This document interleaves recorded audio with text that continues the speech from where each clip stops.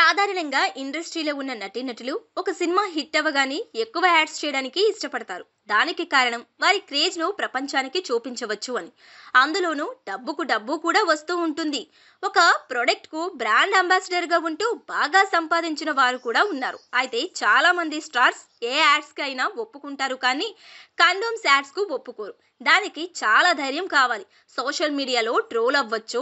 బిజీగా గడుపుతున్న లైఫ్ లో చిన్న బ్రేక్ తీసుకుని ఎంజాయ్ చేయాలి అనుకుంటున్నారా? అయితే వెంటనే ఆర్వి వెకేషన్స్ ప్రైవేట్ లిమిటెడ్ ని సంప్రదించండి. మరిన్ని డీటెయిల్స్ కోసం సంప్రదించండి 7997979960. కండోమ్ యాడ్స్ చేస్తే ఎక్కువ అలాంటి సినిమాలే రావచ్చు. ఇలా చాలా కారణాలు ఉన్నాయి. అందుకే ఏ స్టార్ కూడా వెంటనే కండోమ్ యాడ్ కు ఒప్పుకోరు.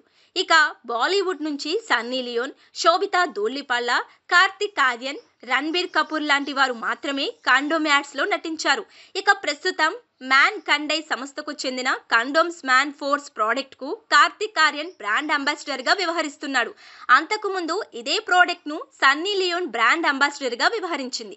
ఇక తాజాగా ఒక ఇంటర్వ్యూలో మ్యాన్ కైండ్ సంస్థ అధినేత రాజీవ్ జునేజా ఒకవేళ కండోమ్ యాడ్ కు మరొక లేడీ బ్రాండ్ అంబాసిడర్ ను తీసుకోవాల్సి వస్తే తాను జాన్వీ కపూర్ ను తీసుకుంటాను అని చెప్పడం సంచలనంగా మారింది. మ్యాన్ ఫోర్స్ ప్రోడక్ట్ మగవాళ్ల గురించి ఆలోచించి చేసింది కాబట్టి కార్తిక్ ఆర్యన్ ను తీసుకున్నాం. అతను కాకుండా ఆడవారిలో ఎవరైనా అంటే జాన్వీ కపూర్ బెస్ట్ చాయిస్. ఆమె చాలా బాగా కనిపిస్తుంది, కానీ ఆమె సంతకం చేయలేదు. ఇక మగవారిలో ఇంకొకరు అయితే రణబీర్ కపూర్ బాగుంటాడు. ఇక యంగ్ హీరోలలో అయితే కిల్ మూవీ ఫేమ్ లక్ష్యం కూడా బాగుంటుంది. ఇక ప్రెగ్నెన్సీ కిట్ యాడ్ కోసం అనుష్క శర్మ, దీపికా పదుకునే అయితే బాగుంటుంది. కానీ దీపికా రెమ్యునరేషన్ మేము తట్టుకోలేం, ఆమె అడిగినంత మేము ఇవ్వలేమని చెప్పుకొచ్చాడు. ప్రస్తుతం ఈ వ్యాఖ్యలు నెట్టింట వైరల్ గా మారాయి. ఇప్పటి వరకు ఈ వ్యాఖ్యలపై జాన్వీ స్పందించలేదు. ఇక జాన్వీ కెరీర్ గురించి చెప్పాలంటే బాలీవుడ్ లో బిజీ హీరోయిన్స్ లో జాన్వీ ఒకరు. ప్రస్తుతం వరుస సినిమాలతో బిజీగా మారింది.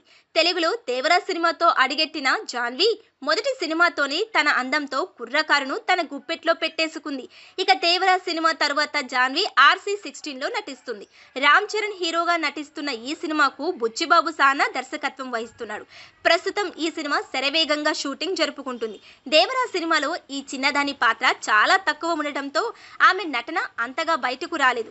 మరి ఈ సినిమాతో జాన్వీ తన నటనతో తెలుగు ప్రేక్షకులను ఎలా మెప్పిస్తుందో చూడాలి.